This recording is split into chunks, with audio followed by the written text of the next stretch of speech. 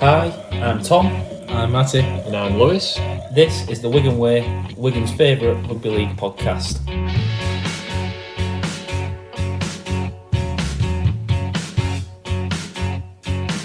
He'll put you in his trap 'cause he's a union man. He's got it all figured out. He won't care what you think 'cause he's a northern man. He's allowed to speak his mind.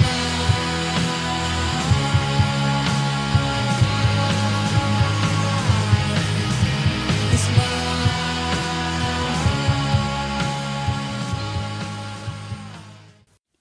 The Wigan Way podcast is brought to you by Cherry and White Pins, a local Wigan Warriors themed pin badge company with a variety of Wigan ranges.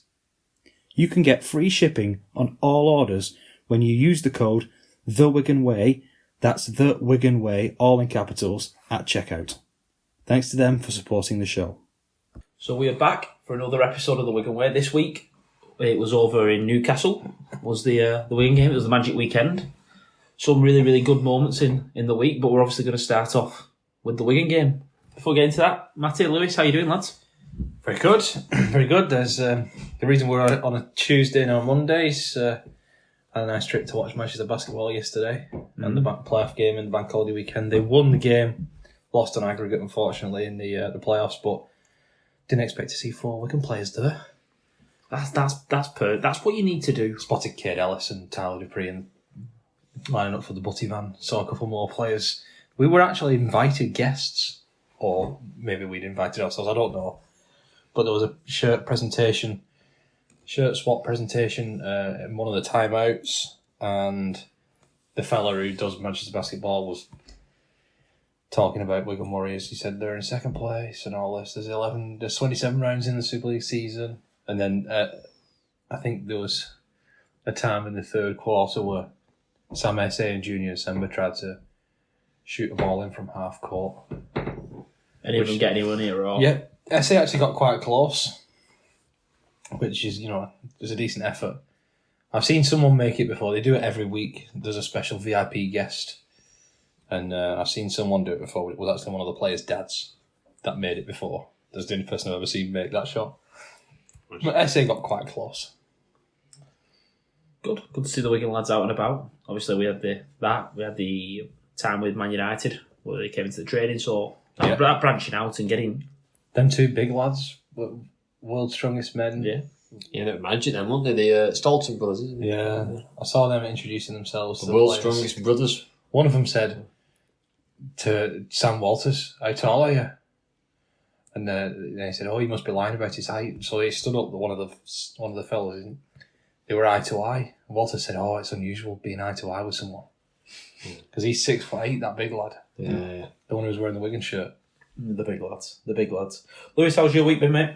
Yeah, all good. A nice bank holiday weekend, nice long weekend. Got out and about, and obviously had the barbie at mine, didn't we? So we made good use of the nice weather around at mine having a barbecue Sunday, which was good. Matty was at basketball yesterday. I played 18 holes, my dad and my brother. So enjoying the nice weather and the long weekend. Hope the bonus day off, wasn't it? The bonus day off. Class in it, 4-day work. Yeah, they do. And you get that extra day is just...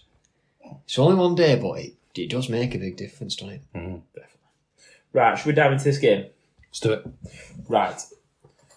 So the first thing I want to really talk about, obviously 2 points. Massive 2 points. We get a week off next week. I've seen a few comments based on we looked a bit flat, looked a bit tired, not a great performance. And I'm not going to dress it up and say that I thought it was a great performance. But do you not think before this game that it was just one of them, get 2 points, go home? Oh, yeah. I get that it's Magic and everyone wants excitement at Magic, but we've had a very, very tough month. And we talked about it last week. That's 4 from 4.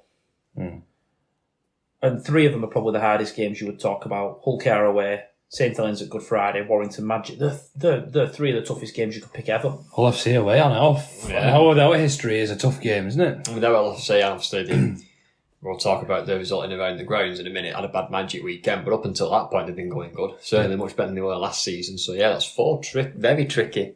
Yeah. I don't know, obviously, Easter period's ended now, but throughout the Easter period into this, the Magic It was all of weekend, April, wasn't it? Essentially, yeah, tough April, beginning of May, essentially. And it's only going to get harder because we've got a hell ton of away games coming up. Yeah. So we're not going to have home advantage for a while either. We've got so it's Lee going at to get home, easier for the lads, doesn't it? And then I think we've got 6 or 7 Like away 6 or games 7 on the away. spin, yeah. Yeah, which is going to be tough for the boys. But there's one club that can pull through tough times. It's definitely Wigan. I'll back us. Yeah, and if we're in with a chance that then towards the back end of the season we're going to be having a strong run home with a lot of home fixtures like we always do. Yes, exactly. For me, it's just getting points now. Just keep getting points. It doesn't matter the performance. Obviously, you'd love a perfect performance every week, but we played pretty well in them 3. I don't think there was any criticisms of the performances in the previous 3 games. Well, we ripped them apart at Vegas, didn't we? We're never going to do that again. No. We're never going to do that again. No. And the whole fact that they were missing so many, which I think was mentioned by the commentary team, I'm not 100% sure if they mentioned it, but I think they might have done. It just always is going to be a tough game. It's so defensive from them. And you are going to have to work really, really hard to break them down. Now, as it stood, we did break them down quite a lot in the first half. And then I think we kind of put the queue on the rack. And I've said before, save them. Save your moves. Yeah. If you got the game won, which I think we did, there were a couple of hairy moments, but I think we always had enough. We were always in front of this game from 4th or 5th minute. Yeah, really. Should we get into this game? So, obviously, we start off pretty well. We open the scoring. A J-Field try. There was a no try. Wasn't there a no try for Warrington at the start of the match? Very start of the match. Oh, I can't I think there was a no try. I can't remember what they did wrong. But there was definitely a no try at the very start of the match. You put me on the spot there, I can't remember what it was. There was a no try, though, at the start of the match for Duffy. Well, this try, as we talk about setting up on that first post, so crucial to Wigan's attack, really, and numbering up. It is almost as you would expect. Brad O'Neill finds Smith, takes it to the line. French, in that block play that Wigan run really, really well, finds Field, who slides over almost untouched. Great work, great hands, and like I said, I don't think we played great this game, and I don't think our shapes were right, but it just shows that if you can get the hands going in the right direction and the passing smooth, we can cut teams open for fun. Field looked up for it as well. I know he ended up getting man of the match into this game, but I think for the first 10 minutes you could see he was up for this game. He was going to have a good one. This was an obvious. He wanted to shine on the big stage, didn't he? Magic try. Weekend. Yeah. I know we're going to talk about this a lot because Matty Pete was really annoyed with how many times we've gone to the screen for the past few weeks, and he said for all the Magic games, just give that. Unless it's close with touch and goal, just give the try. And I'd love to see the bunker system. What was he checking for? Obstruction, and you rewind it and you zoom in, you slow it right down, and you try and work out whether that's a defensive decision or a hard line runner. It's just impossible to tell on those cameras. I've seen a lot of get rid of the on-field decision and go to the NRL system. The NRL system still has an on-field decision. Just the bunker just confirms it. Yeah, but it would make this much simpler. Yeah. Because you could line the kick up, you could check whether a kick chaser's onside in 2 seconds. Yeah. You could check knock-ons or anything. You could check foot in touch, all that sort of stuff you could check very quickly. And then you have a longer look if you need. But it just feels like we're sending everything up. And he mentioned it, didn't he, Matt Peake? He said, the fatigue factor's gone. So the whole skill about managing your forwards and managing your bench and reserving your energy, which we are really good at, doesn't matter if you're taking 5 minutes every few to look at a decision. And it's took the smartness out of the game a little bit. Not having to kick it in touch when your pack's lagging a little bit and you need a break and you put a clever kick in. Can you take your time on a penalty? Do you take 2 to get the extra minutes rest, even if it's not the points right idea? That man management of the game is just being not almost needed as much. I'm happy for decisions to go up if they're not sure, because getting the right decision is important. But I think the problem is with this is when you go up so many times, our video ref system is not that smooth. It's never 30 seconds. Looking at it, yeah, it's quite clear to see he's offside or he's in touch or whatever. Play on. It's the fact that we've got to tick all those boxes and go, have you got a different camera angle on that? Oh, no, not that one. No, go back to the first one. That'll be our best bet. And then can we have a look? If you just pause it there for me, right, you can clearly see this. So play it on from there. Right, okay, I've made man. It's 5 minutes just watching the same thing 5 different times from 3 different camera angles, so go back to a camera angle I've always seen because that's the best one to get, and it is just so clunky, isn't it? The thing that does Maiden is one like a kick. As soon as he starts making the signal, you could have already checked onside, offside, and just said, "I've checked the onside." They do it in cricket with the review. I've checked the front foot already. Get it done. You know, as soon as you see him start signalling, or you see a kick potentially happening, you know that he's going to check onside, offside. Just get it done earlier. Speed it all up. Speed the game. It is irritating when it goes to the screen and it takes forever. And that smart meter takes 4 years to swing to yes or no for a try. Yeah. And then puts on the green or the red box. It just is so clunky. Yeah. Could be so much more efficient. Yeah. Like a smart meter would suggest. Exactly. Smart meters are meant to be efficient. They're meant to be time saving, money saving. It's definitely in the red at the moment with video ref calls. Right. I want to mention him. Obviously, Field got this try in, and we talked about how up for this game he looked. I would argue he's been our best player this season so far. Well, the Wigan waypoints would agree with you there. Yeah. I think he's looked really lively. He came into a bit of criticism, was it last year? For his lack of try scoring. Mm-hmm. And he was very good defensively. That's something we'll talk about in a minute. I think he had 7 tries all last year, and he's probably on 14 already. I think he's on almost nearly double that already. Yeah. He looks back to full fitness. So he reported last year that he had a bit of a rib injury that he was struggling with and he was managing with. It was reported to you. Yeah. When you went and saw him. Yeah. But yeah, it was reported that he had a rib injury. Yeah. It sounded better if I said it like that. But he had the rib injury, and they were talking about learning how to play with a little bit of an injury and learning how to play through things like that. It's great to see him back to his best, isn't it? Oh yeah, he's flying. He's always on the back of those offloads. You said the other week when I was off, he's in the right place every time. Yeah. And he gets it one time out of 20 and scores a try, but it's the other 19 that make it the guy trust that he can throw the offload. Yeah. Well, that's what I was going to mention.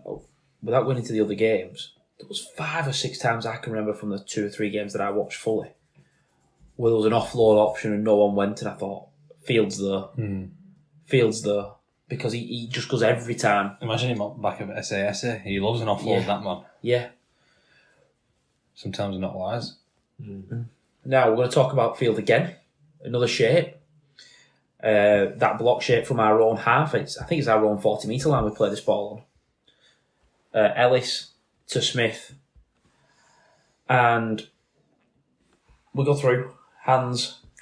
You know that left foot step from Jake Wardle is inevitable, but you can't stop it, can you? No. It's basically the rugby league equivalent of Arjen Robben cutting on his left and pinning it in the top corner. You know he's going to do it, but you don't know when, so you can't stop it. Yeah, can't stop it. He beats you for fun. The one time you think he has stopped it, he goes on the outside and beats you on the outside. Yep. And then Fields back in through the middle. Receives his offload. Draws the full back.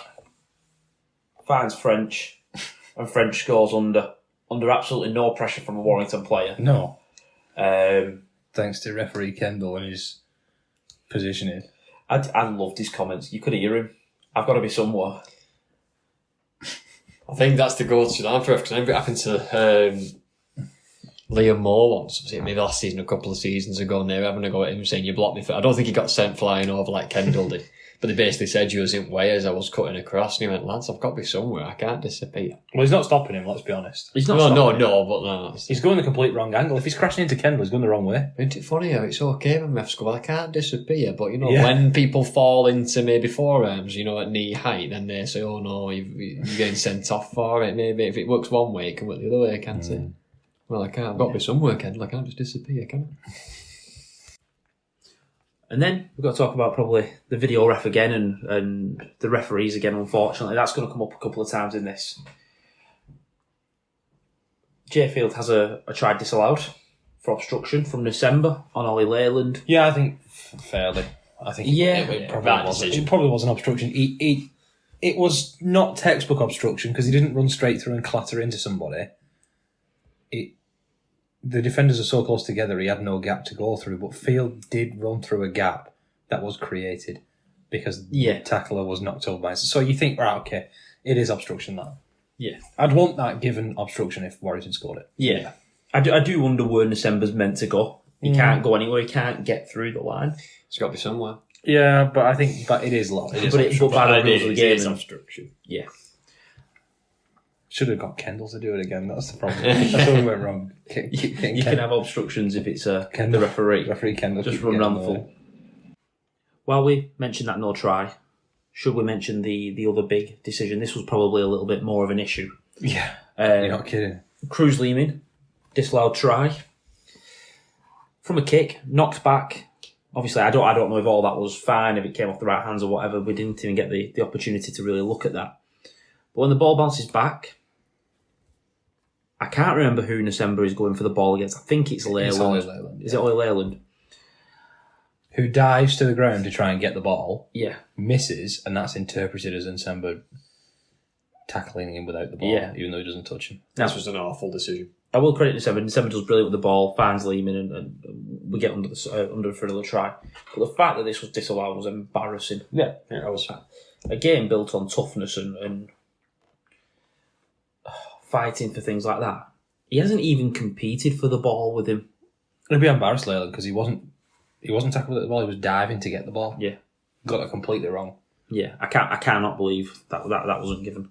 I can, but yeah, that's the problem, isn't it? You go to the video ref who's got the time, who's got angles and whatever, and they still get a decision like that wrong. We talked about how long it takes them.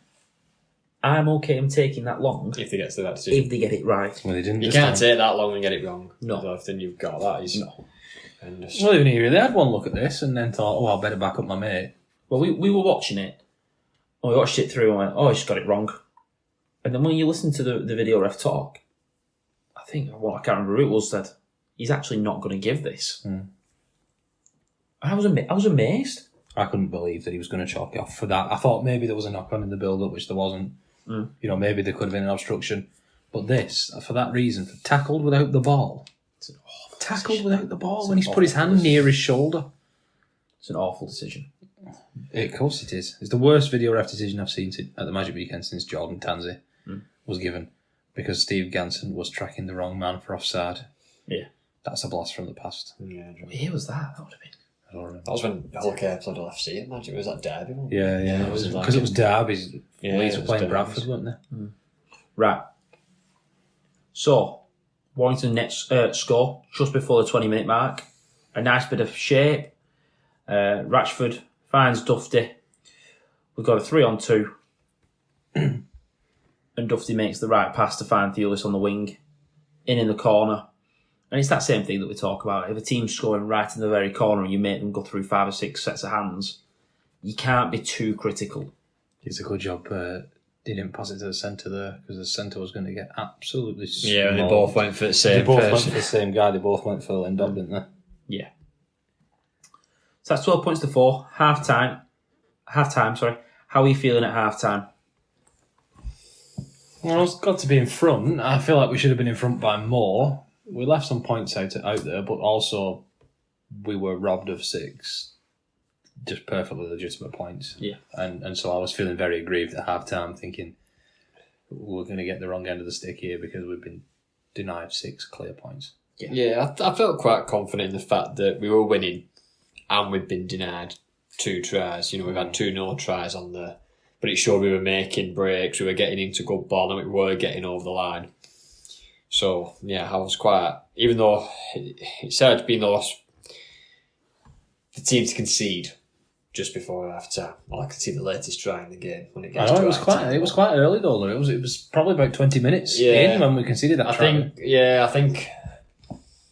I think always psychologically when it was, if you go into half-time when you scored last before the break, do you know what I mean? I think there is like a bit of a psychological thing there if it give you a bit of an advantage, but there wasn't anything kind of I was worried about at all, to be fair. So, half-time, 12 points to 4. We come back out, and it's 2 minutes. We give a penalty away From the kick-off. First tackle for an Adam Kieran shoulder charge. Yeah, he was still barbecuing at this point. I was. He didn't even get back in time for this penalty. No, I didn't see it. I Didn't surprise me though, Adam Kieran. Why does he do that, Kieran? He's such a good player, and every now and then he just takes someone's head off or hits them with a shoulder charge or something like that. Tip tackle and gets sent for 10 minutes and gets sent back. It's he's just got that in him, hasn't he? He's such a good player, such a good goal kicker. really good defender, like for putting shots on defending in the line, and then If he just has brain farts every now and then, doesn't he? If he played in the early 2000s, he would be the best centre on the Yeah, planet. yeah. Because he could just take people's head off with shots. Yeah. He could hit shoulder underneath ball. He could tip tackle. He could be third man in, and he had the silky skills as well. And he could goal kick. So he would just be... Loves a brain fart. 2000 Super League would have loved it. You know, they would have done, yeah. You were born after your time, Adam. Now, straight after that, get upfield. Last tackle, they put a kick across to Thewlis, the younger Thewlis. How many times did they mention that there was two Thewlises playing? Senior and junior, as they kept calling them. You lie. He claims it. That's what they should have said. Throws the ball back inside. Now, this is where I've got a little bit of frustration. He skips across the line. We don't bite, and I've got no problems not biting. You know, just let him go across. We're numbered up.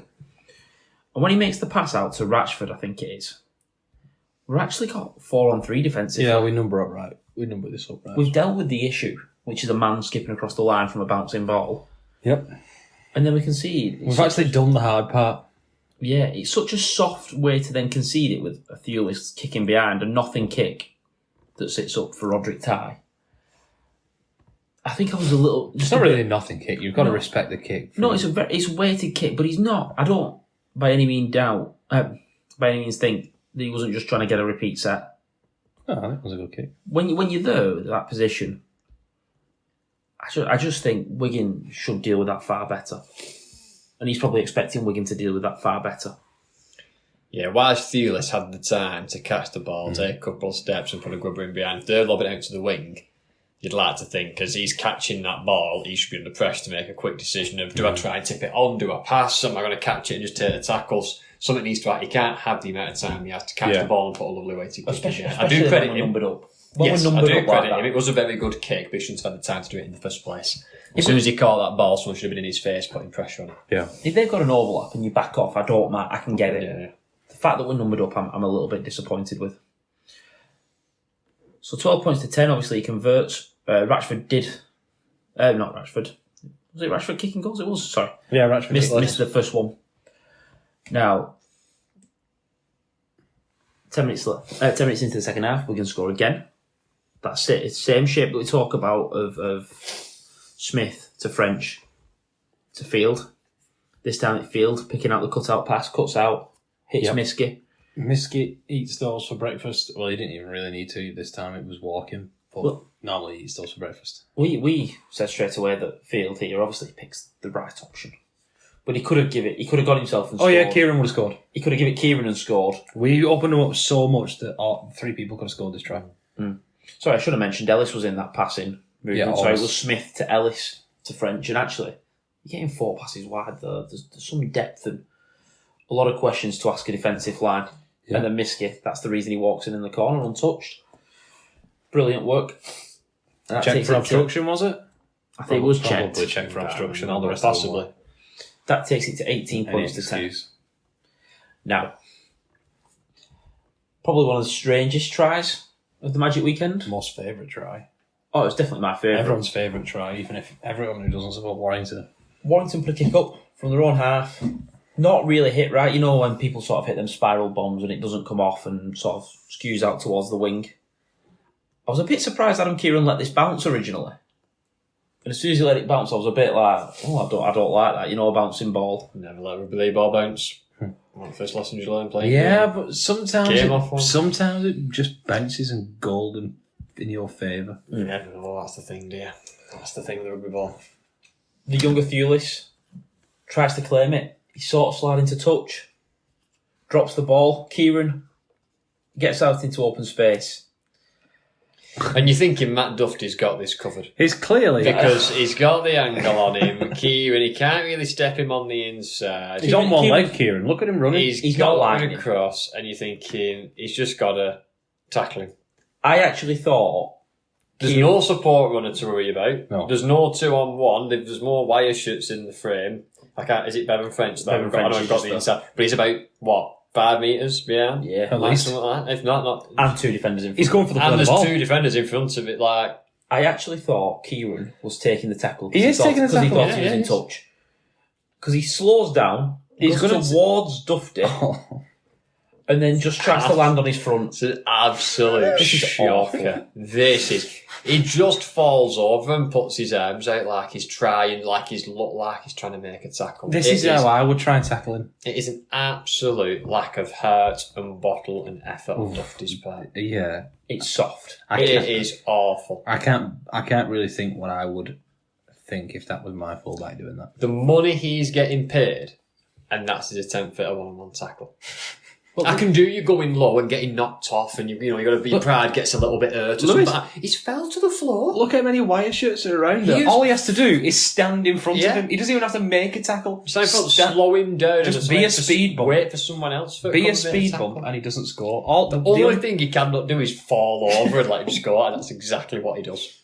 And puts his arms up like he's tried to make a tackle, and everyone's. And I don't want to take anything away from you because people go, he's a good one. It's generally not. It's just an awful attempt at a tackle. I think Kieran tries to take a tackle here. Yeah. Kieran stepped inside. Looked what Dufty's got. I've gone, what an absolute idiot. And then ran in for a try. And that is the easiest try I'm ever going to score. I don't. You can argue, if you're a Warrington fan, you can argue that Field or Dufty might be better going forward. I don't think he is. You can argue that. They're comparing him to Wellesby and Jay Field. The way that Field defends, the way that Wellesby defends. Listen, they're not players that want to be involved in tackles. Field doesn't want to be tackling, right? But he's found a way to do it because you wouldn't survive at a club like Wigan if you didn't want to defend. Right, which fullbacks are actually making a better effort at stopping this? Is Tex Hoy making a better? I'm thinking about bad defending fullbacks now. Is Will Price making a decent effort at that? He's making a better effort than that. I'm not saying they tackle it, but he's making a better effort than that. Are they just making themselves speed bumps? Yes. Which is better than what Dotty does? Yes. Yeah. He actually shows Kieran how Is Artur Morg doing better? I don't even think he's attempted to tackle. He showed Kieran the line honestly, and told him to go and score. And people might think this is very too and question his professionalism, but I am. I think generally he's not. He doesn't want to tackle, so he's gone, stuff it, and he's flung himself to the floor, put his arms out, and made it look like he's trying to make an attempt. He's having people on. I generally don't even think that is a legitimate tackle attempt. I think he's just thought. I mean, this is the angle here. The reverse angle is absolutely damning. Look, how slow is Kieran going there? It's not even. He pulls his arms away. He grabs him by about belly button area and then just pulls his arms away. It's an absolute. That secondary angle is absolutely damning. It gets even funnier when you see Thewlish run across and punch the corner flag. So would I. If I was my fullback, so would I. If I sprinted from the right wing to try and help out, to try and get to marker after my fullback tackles him. Yeah, or just to dive on him because he's coming seeking contact. Yeah. And you know what? We didn't mention it, and I'm going to mention it now. On the field, no try from the junior and December obstruction, that we were okay at being obstruction. Look at his tackle attempt for that. Yeah. Field goes through, straightens up, and steps 10 yards early, and Dufty jogs behind him. Farrell Challenge Cup final. Another one on fire. Yeah. I think if you're a Warrington fan and a club, and if a player makes a break, you just go, scored.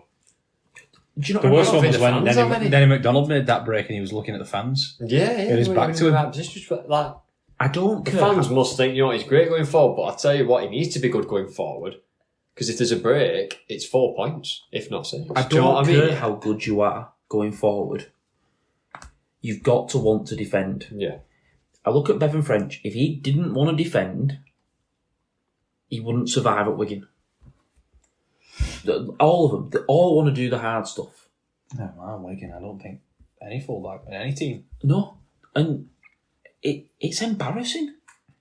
What must Burgess think as a forward, tough forward like he was?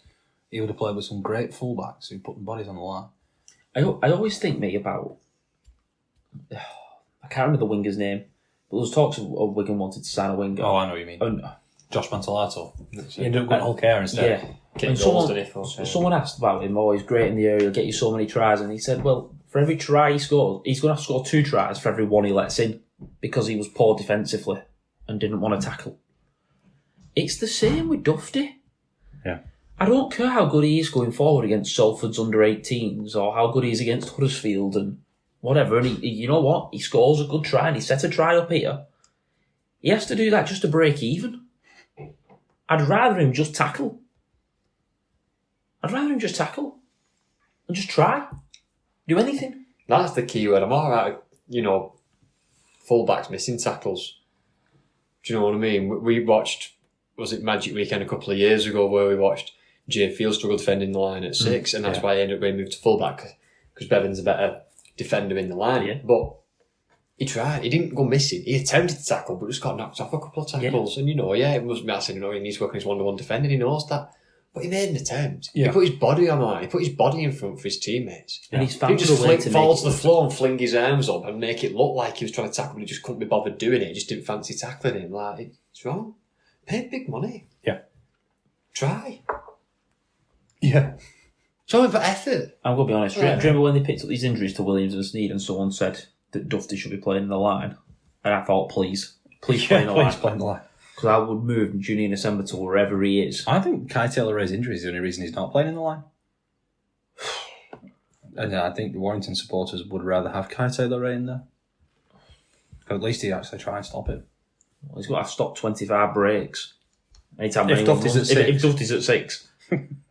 Wow. You could have to have Zach Erdica back there. Yeah. Best defensive fullback on the planet. Yeah. Whatever he called himself. That was interesting, that.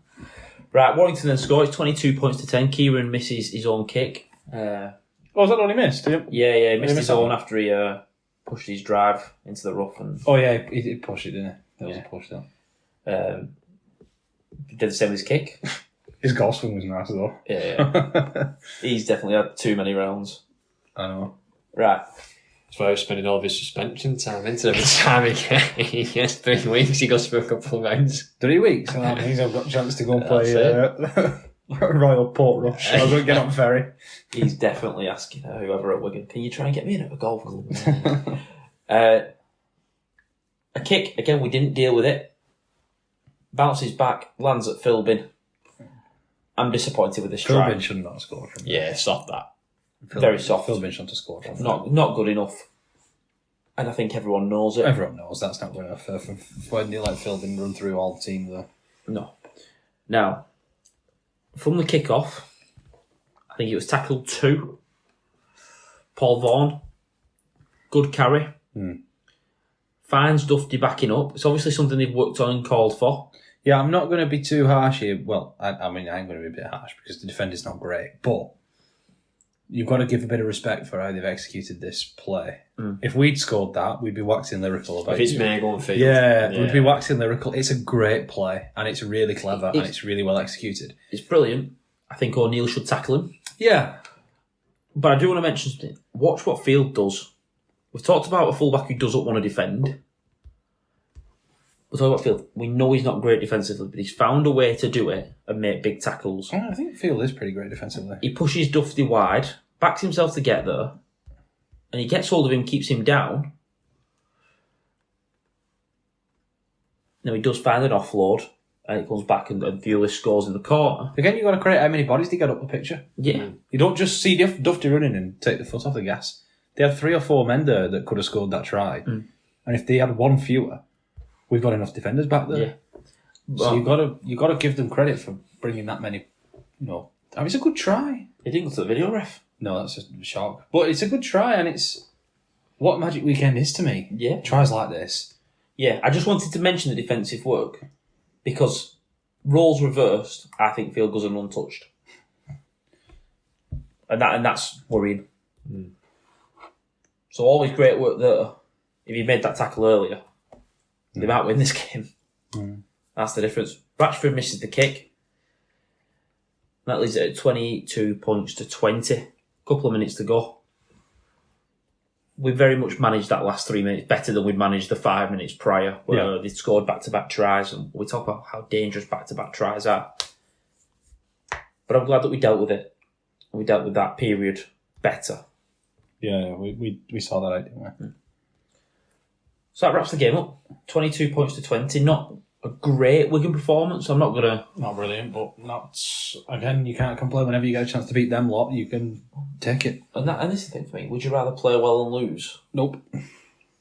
Or play poorly and win and get another 2 table points. I've said it before on this podcast and we'll keep saying it. Great teams find a way to win even when they're not playing the best. We're within touching distance. And that is what gets you your grand finals and your cup finals and whatever else at the back end of the season when it gets to the big game time. We've also had a pretty tricky run of fixtures. We have, and fatigue will be a big part of that as well. I know we've had a bit of a rest with being out of the Challenge Cup, but think about the teams we've 4 not hard played. trips there, do you know what I mean? That does sap the energy out. You've got to get up for Lucky Arts, a big game. That goes away. You're thinking you've got to get yourselves back up again emotionally, mentally, physically, because you've got St. Helens at home, it's Good Friday. Yeah. Then we've got a hard trip now, we're going to LFC, you've got to get yourself up for this. I know it's a long away day, but find a way if it, dig deep and get through it and get the 2 points. Right, boys, Magic Weekend, you're going to shine on the big stage and get up for it. The emotional energy that takes for you to keep getting up for those big occasions. Yep. Do you know what I mean? It really is. Obviously, we'll have a week off this week because it's Challenge Cup semis, isn't it? And I think, again, it's probably going to come at a very good time for Wigan, to be fair. Yeah. Just to say again, let's say if it wasn't the Challenge Cup semi-final, which again, of course, I would rather be there than not be there. But to say, right, 5th game on Raw. You've got to win. It's a semi-final, you've got to win. Get yourself back up for that. It's like, oh my word. Yeah. I just looked and I completely forgot about this. They had 3-4 days extra rest, Warrington. I completely forgot about that. They played Thursday against St. Helens to play on the Sunday. We were playing Sunday to Sunday. Yeah. With a travel to Hull FC. It's alright. Yeah, we dealt with it. Dealt with them issues and whatever. I do want to mention another penalty count we lost. 8 points to 4. Yeah. 8 penalties to 4, sorry, not points. Well, we're not having that conversation again. No. I'm pretty sure 2 of them were for offsides at kicks. But, yeah, we'll keep a track of that. Right, we'll take a break. When we come back, we'll go through the news and what's caught your eye, Matty.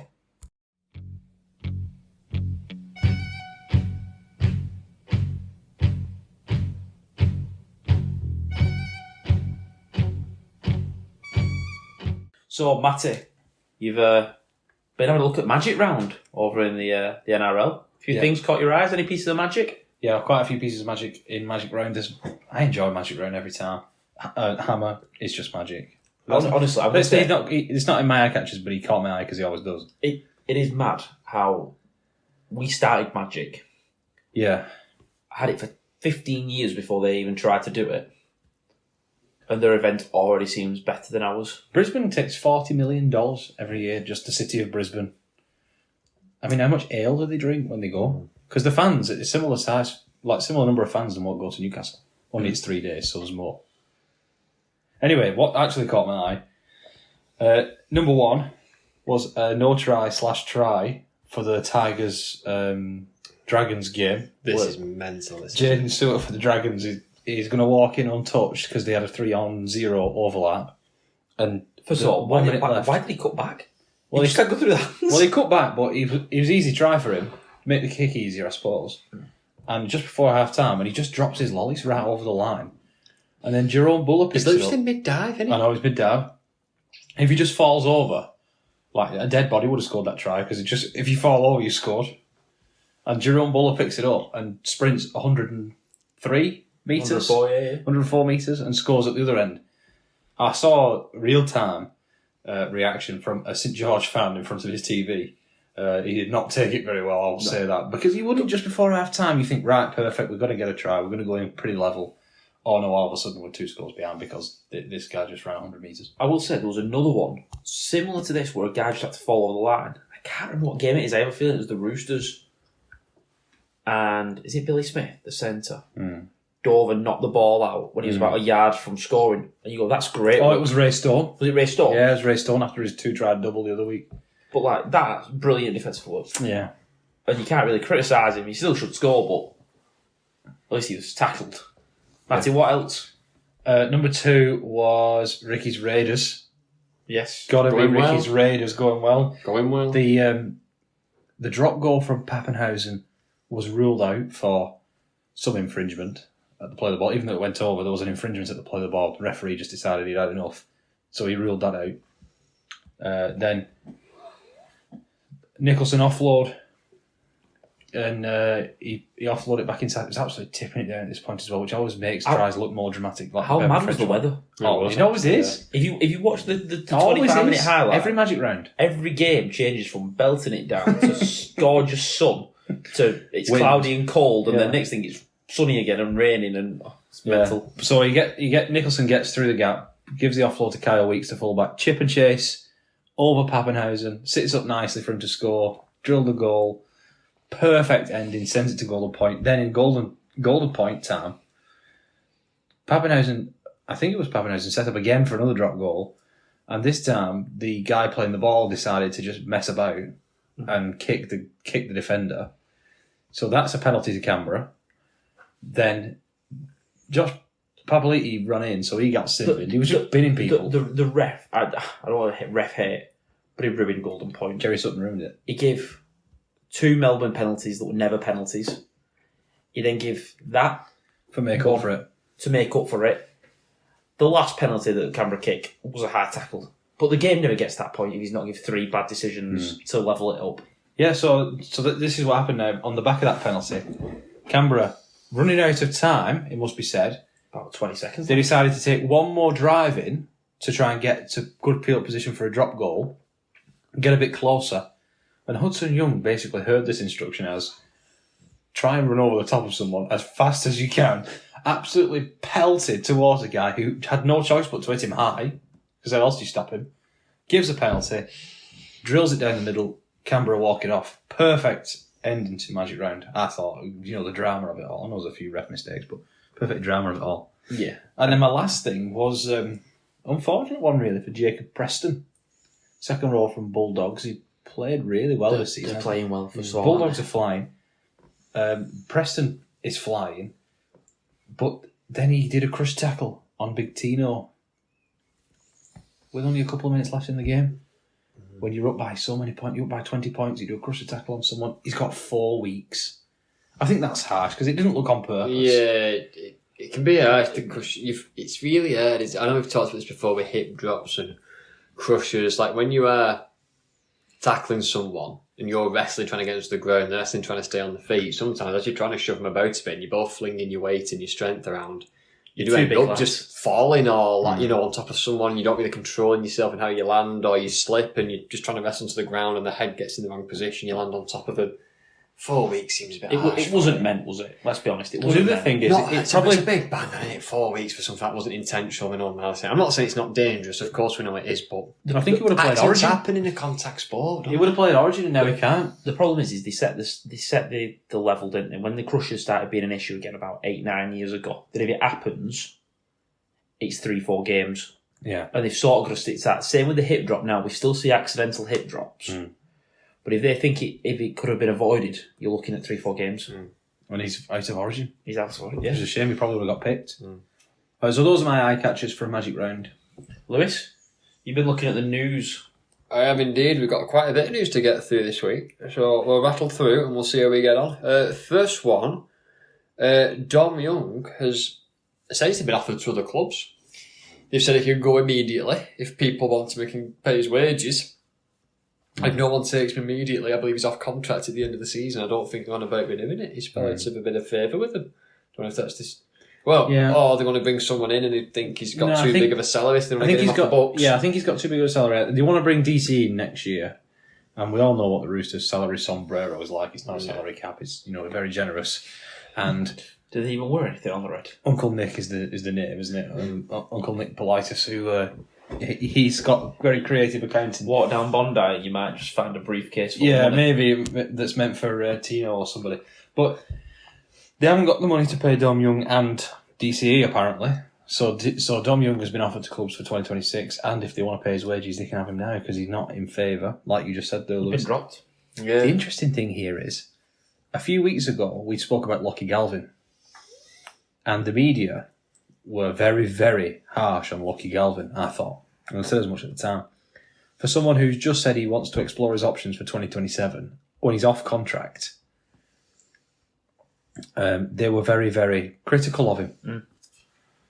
And they didn't think he should have explored his options for 27 or whatever. They should think he should have extended for some reason. Well, then they're actually treating this as quite a smart decision by the Roosters. So the Roosters can just cut weight on a guy they've spent loads of money on. They've lured him away from Knights, splashed the cash. At the first sign of trouble, they're trying to bin him off. And that's a smart move. Sorry, but you can't treat the two things as different. When a player wants to explore his options at another club when his contract is up, that's not fine. But a team just want to get rid of a player halfway through a contract, that is fine. Obviously, the only difference is that Galvin is a West junior, isn't he?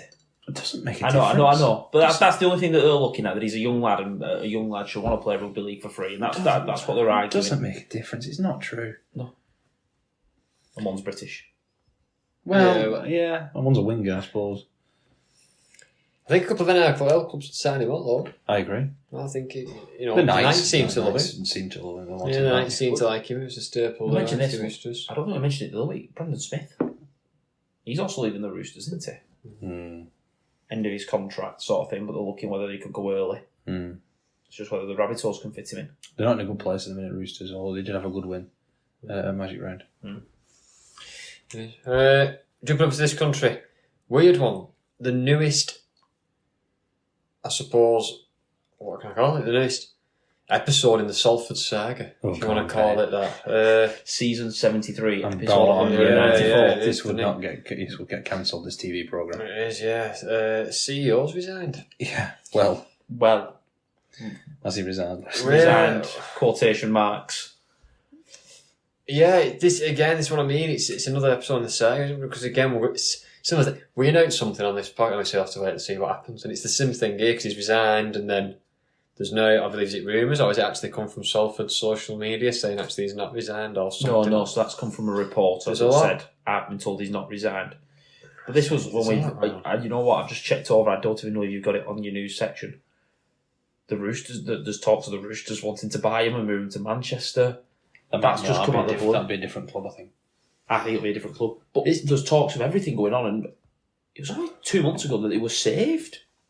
Well, yeah. This guy went on Sky Sports, I remember, before, it was the Leeds who they played, and he was getting grilled. I remember we talked about this podcast, getting grilled by Brian Kearney, John Wilkin. I said at the time, and I still stand by it, I thought he spoke very well. He was very passionate about saying, look, my job as CEO is to keep Salford and making sure this club continues to run and exist. And if that means we have to go through a bad period and sell players, my job is to get Salford self-sufficient, and I'm committed to doing that. He spoke really well. He did seem he did it in a very clever way. He was quite critical of the owners. Yeah. Without them. Without being unprofessional in his job role, but he said, look, as far as I understand it, there was meant to be cash coming in. Didn't end up paying. Yeah. Or the cash didn't come in, and he was only giving the facts of the matter. But I thought he spoke really well. So if he's gone now, and he was passionate about really staying at Salford and working hard, trying to get him. Well, he was. I don't know how many people know this, but he actually left a pretty decent paying job with an EFL football club down on the South Coast somewhere. I can't remember which club it was. To do this job, because this was his dream job. He's a Salford lad. He's a Salford supporter. And it had been pitched to him by, I think, Paul Rowley had pitched it to him, saying, come and be our CEO.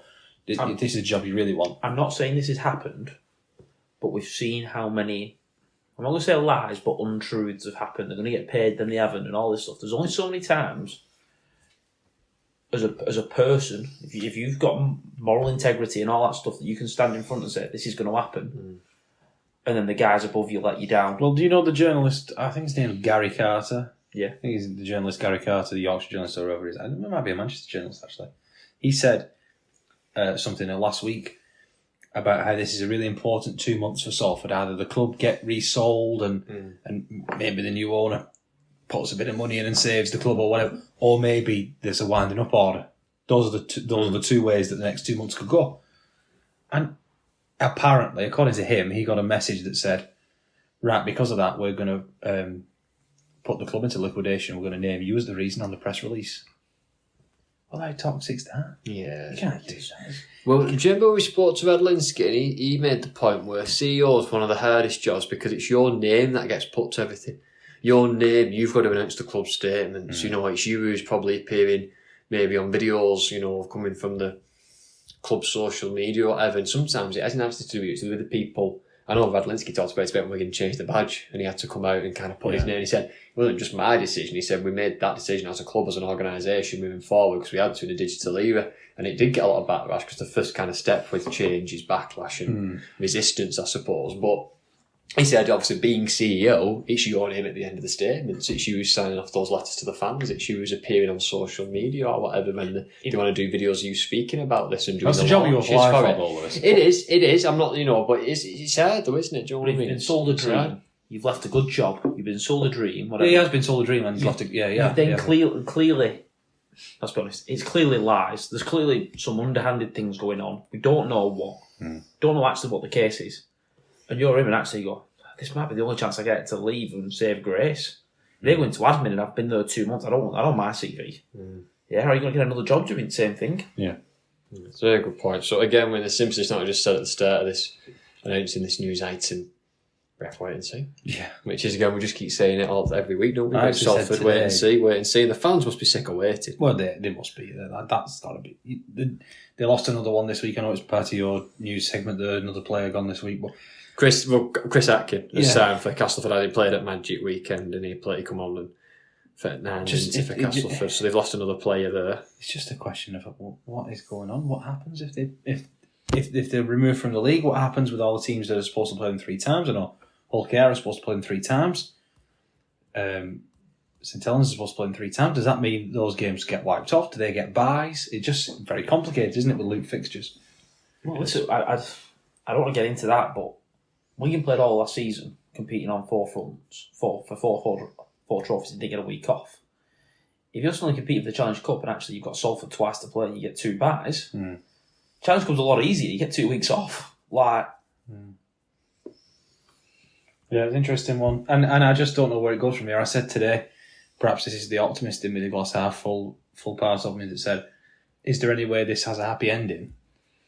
And we still get the NRL investment in Manchester Roosters. Because imagine the rivalry there between Salford and Manchester. We know what Salford fans are like with the hatred of Manchester sometimes, and vice versa. So that's what that could promote again in Manchester, isn't it? Yeah. A rivalry for fans to get behind. Rivalry could be, what side are you on? Are you Salford or are you Manchester? Yeah, that could 100%. People from Salford would be more likely to go to a Salford game if Manchester was another team in the league. I'm convinced of that. 100%. It would bring more fans into Salford. I'm convinced it would, because they've got that little brother mentality that sorry, Leigh fans, but Leigh fans have got against us. Mm-hmm. And if there was a team in Manchester Roosters, whatever, imagine the rivalry you could build there between Salford and Manchester. And if there is a happy ending to this, I'd still love to see that happen. I hope there is. Or whatever. I think everyone's in the same position where we hope there is, but heart versus head. Heart wants there to be, head person, it's probably not going to end up, is it? With everything that's going on. It looks bad. Every week it goes by, you think it's less likely that it's going to be happy ending. The longer it goes, the more you just can't see it ending. Yeah, that's what I mean. Exactly. Let's move on anyway. Ben Davis, leaving Saints, he's off to Oldham. Yeah, they did. Some weird contract stuff at St Helens. But they've got out of that one, haven't they? Yeah, I'm going to say he doesn't see, obviously. Was he out of contract at the end of the season? Yeah, I think he only got 12 months. But it was a weird 12-month contract to give him, and then just send him out on loan, and then you sign Dion Cross. Surely having him on a 1-year contract is better than having Conrad Earl. Oh, we said, by the way, last week about the Dion Cross money. For some reason, we said 200 grand, but it was meant to be 20. So I just want to correct that one. If anybody noticed who's good with numbers, we said 200 grand, we meant 20. There's a big difference there. I know it's only 1-0, but as a maths teacher, I do know there's a huge difference between 20 grand and 200 grand. Quite a big difference. Yeah. Sambu joins Hull KR. That's the older Sambu. He was out. Yeah, Sambu, that is. Yeah, so it's not the one who's been playing. Juma Sambu is a centre. Yes, he's not the one who's been playing for St Helens. No, he's not. Filling in. That's Dijon Sambu, isn't it? He plays for Old Dijon. Was he a mustard? What's his? Something like that. Deon Sambu. No, the older Sambu played for Saints. I remember him playing for Saints in the COVID season, and now he's playing for Oldham. He's playing quite well, apparently. So here he goes. Castleford takeover's complete. Yeah, finally. Martin Jepson. So it feels like it's been going for 18 months, hasn't it? We've been talking about that for 18 months, that Jepson. At least it's not been in the news while it's been happening, I suppose. Yeah. Well, it's done now. So there you go. There's a take. Hopefully, he has a similar impact to Matt Ellis at Wakefield. I was going to say it could be similar to a Wakefield, a bit of investment, a bit of improvement in the stadium. Local fella. On-field investment, better playing personnel, things like that. Yeah. I think, Again, that'll be good. We saw Definitely Ellis on the pitch, didn't we, after the Wakey win against Cass? And yeah, you can struggle to get behind. I think you'd struggle not to be behind that man if you were a Wakey supporter. Yeah, and Local like we just mentioned there about rivalries, what could that do? There's a bit of a narrative there, isn't there, with the Castleford and Wakefield, two teams who've just both got an investment of both on the up. Can they rise together? Is one going to rise, one going to fail, one going to fall? There's one's improving the stadium. Yeah, there's but the other one might do. I mean, Jepson's got big plans. I want them both to be successful. If the NRL do come and invest and create a new tournament, I want them to say, okay, you've got teams there that can do something. Would look like they're going in the right direction. Let's add 4 teams. Not you're all out and let's go to 10 teams. Let's add 1 team. I was going to say, I think we should make our point clear on that. When we talk about NRL investment, we're not talking about binning off a load of clubs. I don't want to bin any clubs off. No. I want to add, not subtract. The 12 clubs now, it's the way that I think the NRL would do it, was they would keep these and they would strengthen them and then slowly bring in more. That's what I would do. I think that's what they will do. I don't want to lose Castleford Tigers as a brand. I don't want to lose Wakefield as a brand. I don't want to lose Huddersfield Giants. I don't want to lose Huddersfield Giants as a brand. And that one's the hardest pill to swallow, but I still want them in. Just. Cass and Wakey, I can see the improvements. I can see the trying. And you shouldn't need IMG points to try this improvement, but they did. And you can't be mad. You can't spend most of our lives saying Cass and Wakey never improved the stadium. And then IMG come in and they start improving the stadium and then we're annoyed at them. We can't be like that. Yeah. We've got to be happy that they're improving the stadium. This is the thing, and we could go into this and do a full episode on it, but obviously people, again, like I just said there, the first part of change is resistance, and people didn't like the IMG system, people had an opinion on it, but I've got a bit perfect.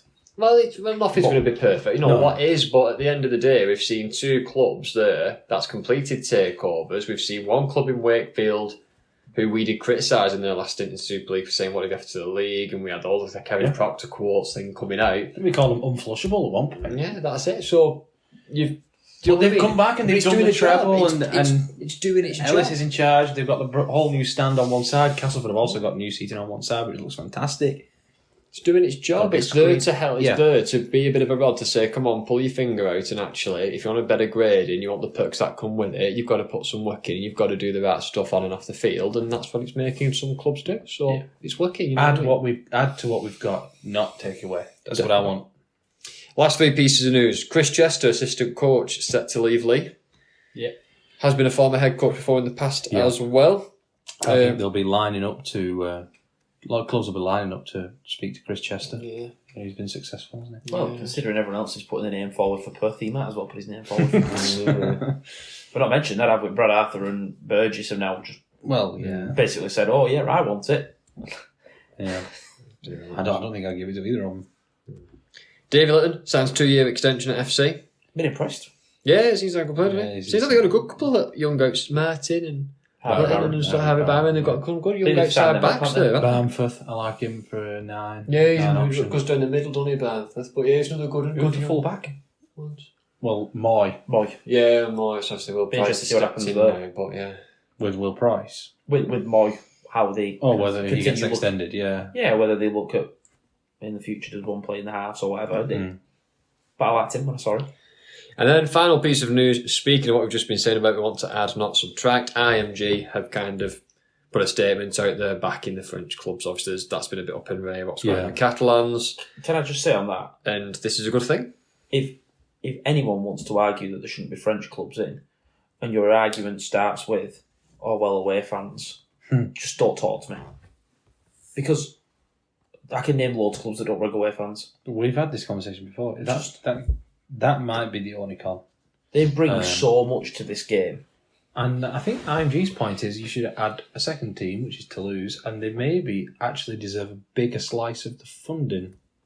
Yeah. That's what IMG have said. They've worked it out that they maybe actually deserve a bit of a bigger slice. Yeah. I don't know if that's true or not, but they've done the numbers, not me. But I actually can't believe we're starting this conversation about the usefulness of Catalan. No, they're not going anywhere. Catalan aren't going anywhere. Trust me. They're not going anywhere. No, I hope not. All the right people want him in. No, if you're one of these people who want to say, they should be out, we don't want French teams in or whatever it might be, then you can't complain when the game of rugby league does not evolve and have the same M62 corridor teams playing for the same trophies. We don't grow the product, we get a crappy TV deal, everything like that comes along with it. And we're playing semis-pro. You don't complain. Well, how are you going to get up for your 4th home game against Lee in the same season? Yeah. I know it's Lee and you want to beat them, but you've just played them 3 times at home. But that's Scotland. Yeah. Well, who's on this week? Old Firm. It is, isn't it? We play St Helens 5 times. Yeah. It's already bad enough as it is. You draw them in the cup and draw them in the... It's got to be 7 times you play them. We can't go to 8 teams or 10 teams. It's just not good enough. No. That rounds up the news. We're all done.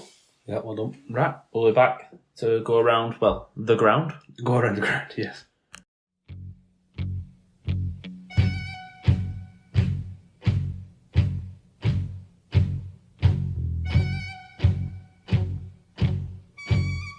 So Magic Weekend, obviously we talk about our game, we've done that at the start, but there was 5 other games going on.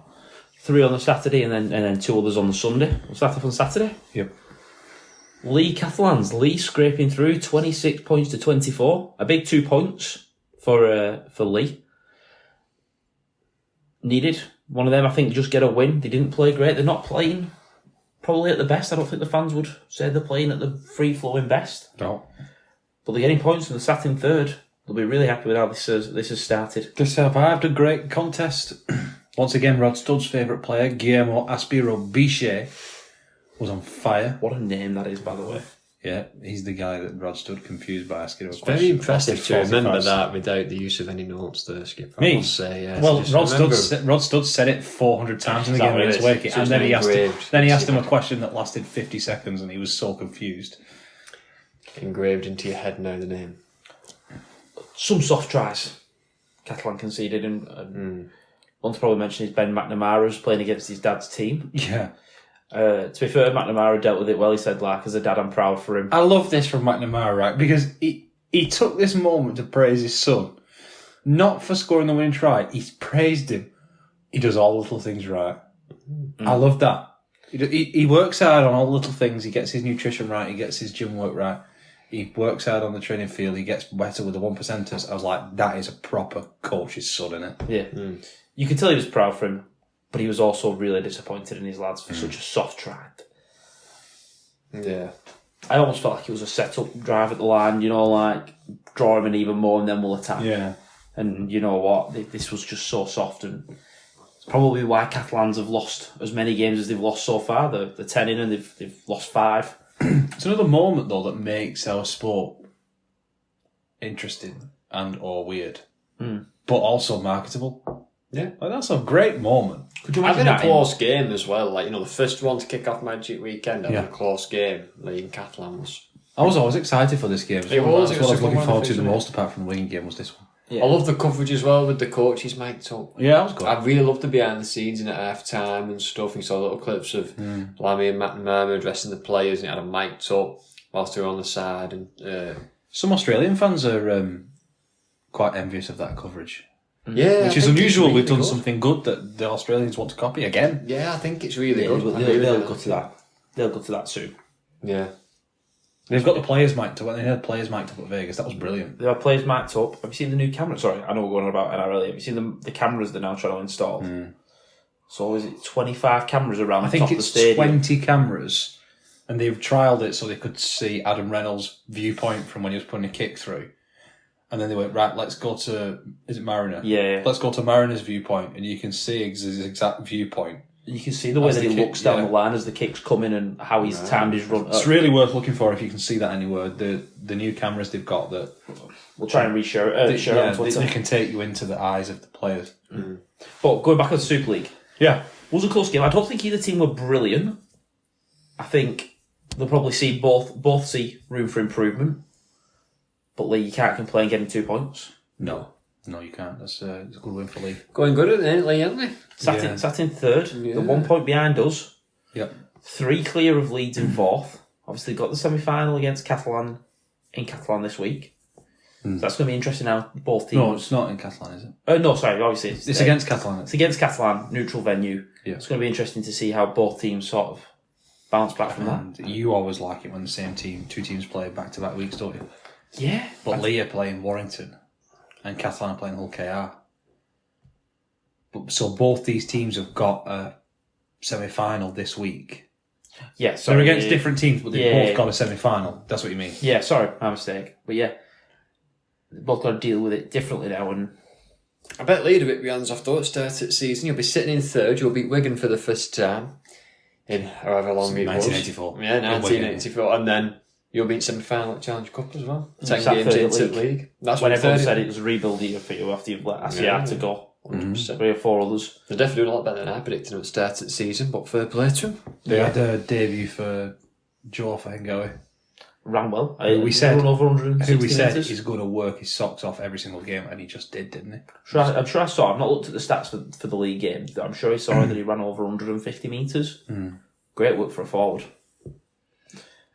Next game, Hull KR Salford. Not much to say about this one, really, is there? Damp squib. Hull KR doing what they need to do. Boring. Yeah, it's literally the same comment we've done. I mean, if we'd drawn Salford, then I would be saying exactly the same thing. You can't take anything from it. You've got your 2 points. You've got your good win. Points difference. Yeah, everyone else has done the same, got their points, so just be glad. Yeah, on to next week. Almost a perfect game, really. It's almost a bit like They haven't got Morg next week. Did he fail his hitch? No, it was... Cup tied. He's cup tied, so they can't have Morg. Yeah. The Challenge Cup account did tweet who's going to come out on top between Arthur Morg and Guillermo Aspiro Bichet, Roster's favourite player. And then someone pointed out very quickly, you can't be Arthur Morg, can it? Because he's cup tied. Well, apart from that, maybe he'll play really well. Yeah, Hull KR, they've obviously dropped lucky with that, but that's when you have second place from last year playing fourth place from last year. I mean, we've spoken about how loot fixtures are unfair because they take last year's places into account and how Hull KR have dropped lucky twice in a row. I'm not going to talk about it again, but it clearly is. It's not a conspiracy, it's just luck. I did see some drawn Salford and Magic. It's just luck, isn't it? I did see someone say, could you imagine a world where you just... if it was at round 10 or round 11, you just played 1v2, 3v4. No. But you need some sort of planning and fixture management. You can't just run it up to... I think if you're going to do Magic Weekend, you could do derbies, like they used to. Or you could do first versus second. But it would have to be one of the regular season. It can't be an extra game, because then it's not fair. Like, we've always had a tricky game at Magic. It's just not fair, so... How do you make it? If it's that 27th fixture, well, it would have to be one on the 26th, wouldn't it? That's the point I'm making. Yeah. Right. St. Helens Leeds. Leeds winning 17 points to 4. It's a weird game, this, for me. Yeah.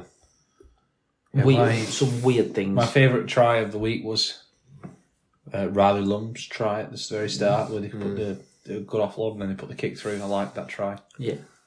Listen, both of these teams have got players who can get points and score points. We're aware of that. You look through the lineups of the Leeds, they've got Lockie Miller, Connor. I know Croft didn't play in this game, but there's plenty of creativity. There's plenty of creativity in the St. Helens side. But I don't know what Saints are doing. I don't know what the game plan is. And then I look at Leeds and they're in fourth place.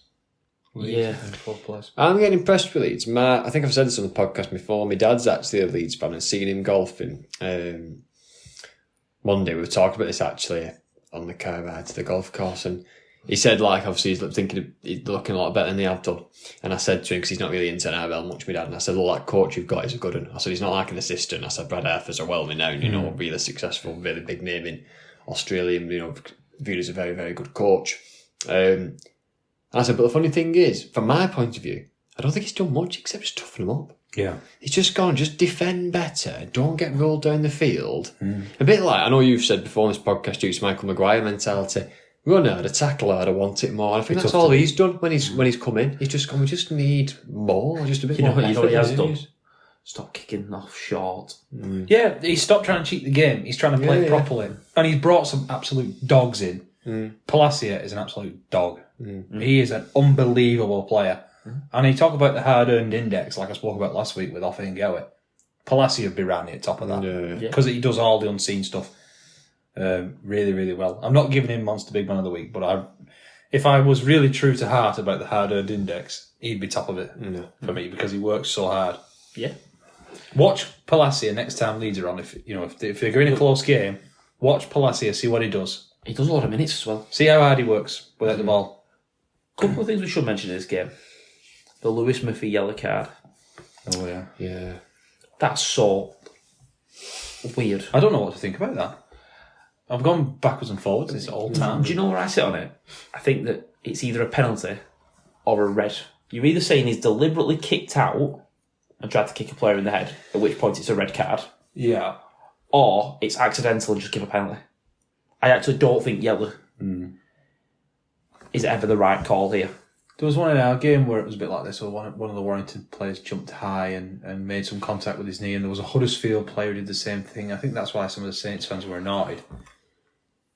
I just think the fact that this went to the screen and then he kept looking at it, and I thought to myself, that seems a bit unusual. It's unusual that he could jump so high and that the other guy didn't jump at all. And then it does look like his leg moves out. He's just trying to move himself in the air, but his leg does move out towards his head. There's a lot of call-offs with commentators and pundits saying it should just be a penalty. It's completely accidental. You got one who's stationary on the floor, not jump like you said. I think it was Ryland wanted. I think he was injured. Murphy's done an incredible leap, really athletic and gone. He has gone with the knee, but everybody does now. To protect themselves, they if they're jumping, competing for a ball, they put their knee up, for stop people coming and taking the leg underneath them, and them then come crashing down on their head. So it is something they do as a protective thing, but it has led to someone being kneed inside of the head, which obviously can't happen either. So yeah, I'm a bit like you, Matty. I don't really know where to stand on it really. I think against one of those, like it seems like it's the cop-out thing to say, and I keep saying it every week, but it's because I think it does sort of the situation. I'm happy with that to be a penalty.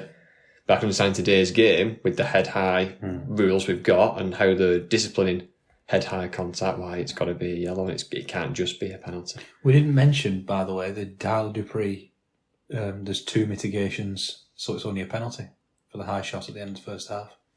Yeah, we Where didn't. he slipped and he was basically an inch off the floor. Yeah. And Dupree didn't do a swinging arm, so there was 2 mitigations. I thought that was common sense. That's the thing, though. I always judge high tackles by the actions beforehand. If you line it up and there's a swinging arm, there's intent. Yeah, well, we'll talk about one of them in a bit. Dupree's just got his arms by his side. And it's almost his head hitting Dupree. Dupree's arms, he slipped. This one a weird one. The thing is with this, and I don't want to go back because we can do this and go back all the way through, because there have been 10 rounds now, and talk about this and compare the decision. But I do agree, Matty. Common sense prevailed, which we wanted to, and the right decision been made. It's a penalty in Dupree's case. But then for me, it should be the same for Sue. Yeah. When he got sent off, when Sam Lasson is at his knees. Do you know what I mean? So we need to see that more now. I'm not going to go back. We need to see that more now, where common sense is being used. If there's someone who's falling, and there's someone he can't disappear, he can't go anywhere, and he just happen to make contact with an accident, let common sense prevail. Let it just say there's completely a mitigating factor. The fact that players fell, and he has hit him around his head, and it's a penalty. I thought they were better in this Magic round. I did. To be fair, I thought it was a bit better. I agree. One other thing I wanted to mention. Leeds took the 1 point very early in this game. Liked it. Yeah, Sinfield almost did it. straight after Murphy. Liked it. Got the yellow card. Yep. And most teams would be thinking, we're down to 12 here, they're going to try and attack us and try and get another try. It just sort of allowed Sinfield a little bit more time, I thought. Yeah, that's why I liked it. And you get to keep the ball. Especially, I don't think Saints are great going forward, and your fair play to Leeds back in the defence. How much pressure's Wellens under? Massive. All of it. All of the Fans are turning on him now, aren't they? Yeah. I think they have been for a couple of weeks. Some nasty stuff. They didn't really impress with Good Friday. I think a couple of fans said, look, you can't blame Wellens for dropping the ball as much as they did on Good Friday. So we got out of jail free because the amount of errors there was. But I think people are going for his head now. There are some things I just don't like that Wellens has done. If I was a Saints fan. Yeah. Why did he drag John Bennison off? Yeah. He wanted to bring Lomax on to put Wellesby back to fullback. Now, I don't think he should ever move Wellesby. Why has he took Bennison He off? should have started Lomax. If you're going to do that, start Lomax. Yeah, but also... And if you're going to bring Lomax off the bench, bring Sailor off. Don't change your winger. Yeah. Because what Sailor's your overseas that you've brought in? What's Sailor going to do on the wing that John Benison can't do? I'm not. And the lads on Red V spoke about how Wigan used Bevan French to get him on the wing. But Bevan French on the wing is a different prospect to John Benison. I've no disrespect to John Benison, but when French used to be on the wing, it was instead of Jake Bibby or somebody like that. That's a different type of player. What's Sailor going to do on the wing? What's he showed us that he can do on the wing apart from back up? Well, Benison can do that. So when we did that, you've got to remember, we had a spine, a field who'd had an unbelievable season the year before. Well, Custard start of the season, unbelievable start to the season. Because French had been injured at the start of the season. Yeah. Oh, sorry, yeah. We had Custard. French come in Easter Monday and scored 31 tries and was top try scorer and joined the record. Yeah. Cuss was at 6. Luluai, a little bit of Smith. And then we had Powell, our 9 though. Yeah. We had to get Bevan French in because we couldn't drop Jay Field. And then we had times where we shifted it around. We put Field to 6 or Cuss at 9 and whatever to get French more in the game. But Sailor is not the same calibre as Bevan French. He's not even in the same ballpark. He's not even in the same conversation. And the other thing we did was we started Bevan French. We wasn't dragging a 22-year-old local lad. I don't know how old John Benison is, sorry, but we're not dragging a local lad off after 20 minutes so you can keep your overseas on who's not playing well. I don't get the Benison hate. I just think he's a steady player. He's fine. He's a fine player for me. I think he's fine. I don't get the hate towards John Benison. I think he's a fine player, and I don't think he ever lets them down really. No, he takes his catches, does his drives. From what I can see, he's a good finisher.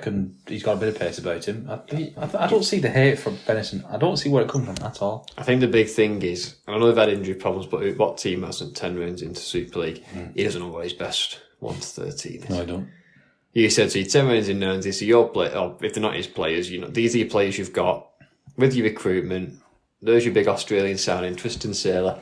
Tell me now, you got all your superstars: Morgan Knowles, Matty Lee, Johnny Lomax, Tristan Sailor, Jack Wellesby. Give me your best 1 to 13. I think he'd go. Can I? I think if he was being honest, Tristan Sailor wouldn't be in it. That's what I was going to say. And he can't do that because it's his big Australian signing. That looks like his recruitment's incompetent. Yeah, exactly. I was just going to say, I think he does know his best 13. The easy call is drag off John Benson. Yeah. Which is wrong. You don't go and play Sailor on the wing, are you, ahead of Benison? Are you really going to do that? Are you really going to tell me that he's a better option than John Benison on wing? I don't be funny. It only causes you a problem in a month when Kyle Felt's back. Well, he's a bit more than that. He's a bit more than that. But obviously, you get my point, though. Felt is good, but you starting winger if he's fit. So then what do you do with Sailor anyway? Exactly. You're not going to take Murphy off after he's playing well. No. He's paid decent money to bring him from the Roosters. One of your only bright sparks of the... You're not going to drop Percival. You're not going to drop Robertson when he's back fit. You just signed Dion Cross. It's weird, like Robertson. We're sitting talking about Robertson on Saturday night, whenever it was we were watching this game. Like, at the start of the year, we would say, Robertson will do well if he gets 15 games, like 10, 15 games like Farrimond. Now he's thinking, you absolutely desperately need him. Mm-hmm. You desperately need him. Wherever he plays, he might have to play spine. Mm-hmm. Whatever he does, you desperately have to have Harry Robertson on here somewhere. Yeah. And at the start of the year, I wouldn't have been thinking that. I would have been thinking, that's worrying. Ease him in, sit and wait, he has to play every game. Yeah. And I'd be thinking, ease these guys in. You can't play without him at the minute. Yeah, he's backed into a position now that he has to play these kids.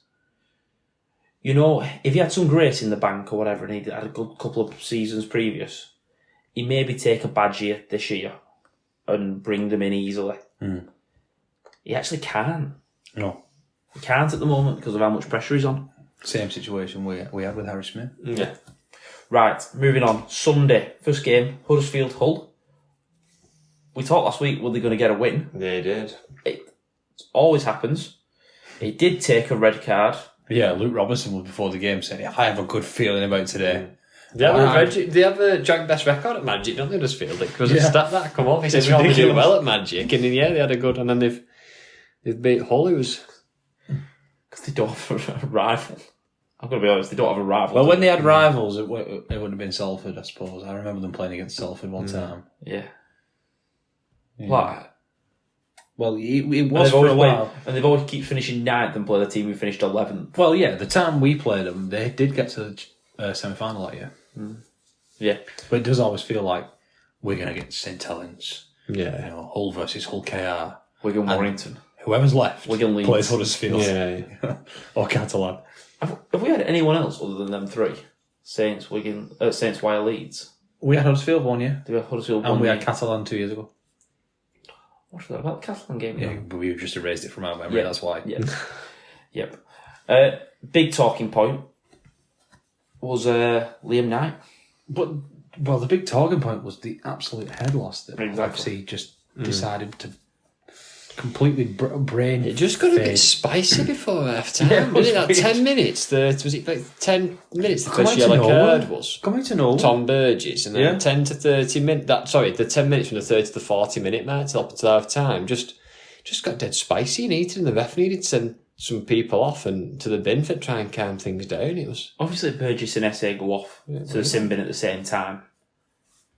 Liam Knight as an NRL quality player who's played a lot of games up there. He's not a young kid. He got sent off in a lot of games as well. He got sent off. He does have a great record. But you've got to expect better from your big player like that. That's not a 21-year-old lad who's got... I think John Cartwright called it a brain explosion, and I think that's probably fair. Yeah. A fair assessment. It's mad when your coach has called that. all he's got to do is just put his hands in the tackle, and it's like the tackle before there's a hoot. I don't know if it had gone at that point, but it's going to go in 5 seconds.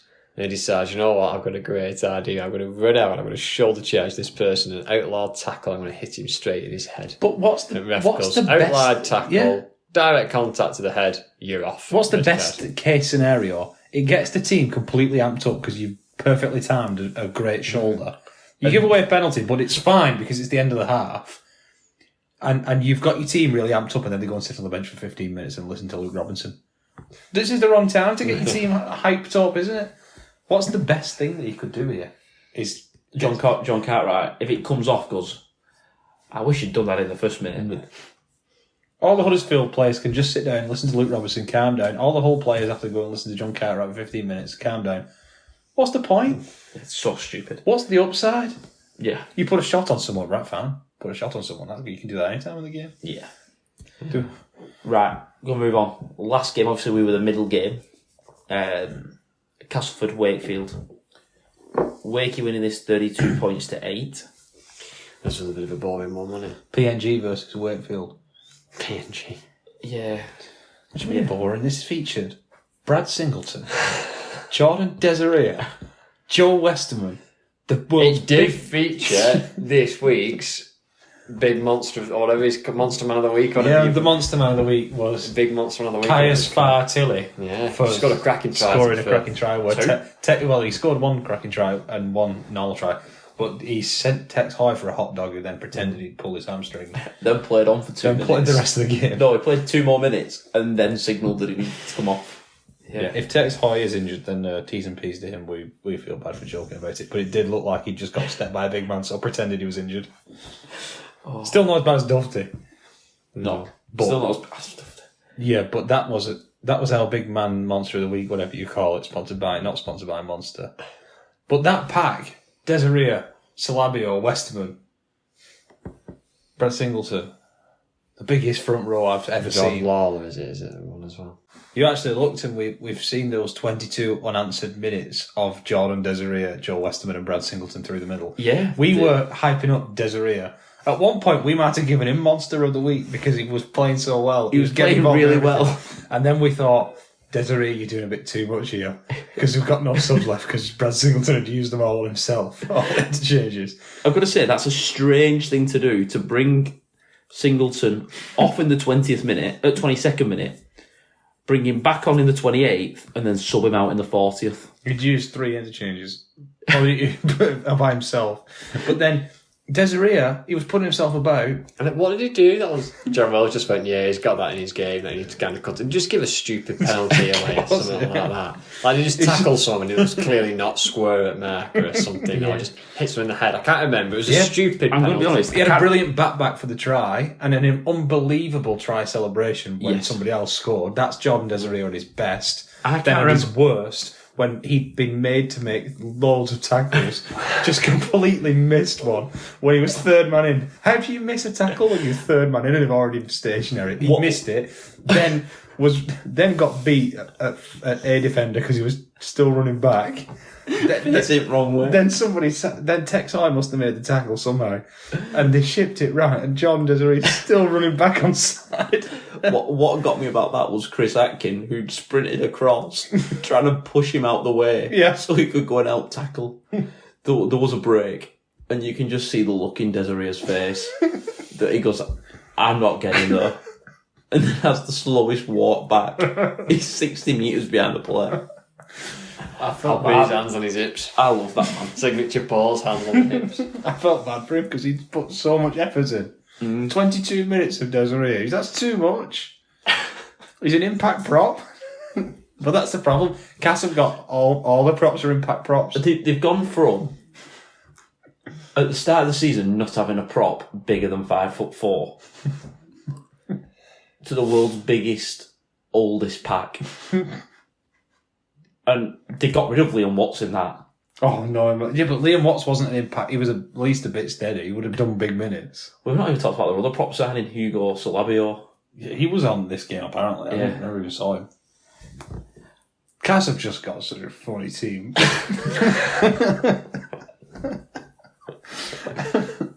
My favourite player didn't play. Simbican didn't, but you really rate Simbican. It's like El Zachem all over again. Just one Castleford second row. No, I loved El Zachem because he cost me 50k up fantasy. And I was like, I can see what's going on here. Why do you love Jeremiah Simbican? He's just a big guy. Just because he's a big guy, runs strong. Big guys, runs hard, wears a skull cap, doesn't look like he thinks about anything. Just. Well, there's a few players in that cast team who could do with a bit more brain power, I think. Based on some of the decisions they were making. Yeah. Danny Maggs is living every moment. He is. I don't know what's coming first, me, a mild cardiac or like whatever, because he's stressed. What was his comments after the game? Some of them just need to play proper rugby. Yeah. So he ripped into him. Like, I don't even know where to go. Meanwhile, Dale Pearl, he's going well with Wakefield, and I think he could make the 6. Yeah. But he's some really nice rugby on the eye as well, Wakefield. Forwards offloading to forwards. I tell you what, they've shown, and Lee built the blueprint of the type of player they brought in when they were in the Championship. They got Charlie on a 3-year deal. They got some seasoned pros who still had a few years in them. And built a squad around that. The thing that links those two teams, and the reason London didn't do it, Wakey knew they were up in August. Well, probably before that even. Yeah. Lee knew they were, well, they didn't know they were up, but they were banking on it. Yeah, and to be fair, Wakey backed themselves and said, listen, we'll win the playoffs. But they were up anyway through IMG. Oh, through IMG, yeah, sorry. Forgot about that. What I don't mind about Wakefield when we talk about the rugby they play, they do play very lateral. I know we always say one of the big things with Wigan is that we're not frightened to be boring, is that we will be predictable, but the best teams are the ones doing. And you're right. But I don't mind, like Salford, when in years gone by, competing, getting the playoffs, playing very laterally. They know they've probably not got the squad and the pack especially to kind of go set for set with the Wigan, with the Hull KR, with a Saints. So they just think, you know what, we're going to play our style, we're going to throw the ball about a bit, move it laterally and challenge in a different way, And I don't mind that. Because if they know they're not going to do it, doing it the traditional way, if you like, then try something different. Yeah, every team plays a bit different. But have an identity and philosophy about that's why it bugs me when people who don't watch rugby league tell me that it's the same teams, all the teams played exactly the same way. It's not true. No, Leeds are very lateral. They was against Saints, a very lateral team. What's this on now? You've got some teams who just love an offloading game and like playing hot potato stuff. That's Catalan, sir, for a fight. You've got some teams you've got like your Wigan and your Saints tend to do it more kind of like... Love a short side play, Saints. They love a short side play. They love a kick towards the post, whereas we got a cross-field kick. They love a crash over, that's true. Attacking with their defence, as they call it. Lee are obviously easy on the eye when they're Lee play very nice on a shift, lateral play again. Probably again because they know actually going set for set play isn't the best thing to do for them. They need to find a different identity and way of playing to challenge big teams. And that lies out wide and shifting the ball if they've got good playmakers in the middle and forwards who can get involved in an attacking shape as well. Then, It was a fun Magic round, wasn't it? It was, yeah. All the games being on TV, not just on the app. It was a fun Magic round. Yeah. Enjoyed myself in that Magic round. So did I. I still think there's legs in the Magic concept. Well, I don't want to bring it up again, but Australia are taking it and they are flying with it. We have to try and match that. Newcastle seem to like it, but then I heard that there were 7,000 or 8,000 people from the northeast postcode who bought a ticket, which is great if that's true. It's fantastic. Then I also saw somebody say who went that there was no advertisements anywhere in Newcastle about it. We've got to be better at that. We've got to be a bit smarter about that. Yeah, it's great, but we can't just have the same people buying the tickets for that buy the ticket for the Ashes. Because I'll be honest, if we hadn't bought tickets for the Ashes, we probably would have gone to this. Yeah. And if we hadn't bought tickets to the Challenge Cup final last year, Grand Final last year, you can't rely on the same people buying tickets for everything. Yeah. That's the thing. Definitely. Right. I think that wraps it up. A magic episode for Magic Weekend. Yeah, been a fun one. Yeah. Thank you for joining me, Matty, Lewis. It's been a pleasure as always. Always a pleasure, mate. No game this week, but I'm looking forward to these semi-finals. Yeah. I thought the semi-finals, so the teams get on. It's a week off. We will be back to have a talk and have a look at where the league's at, 10 games in. Yeah, we know who the finalists are and how we think that's going to go. Yeah. So we'll see you next week and thank you for listening.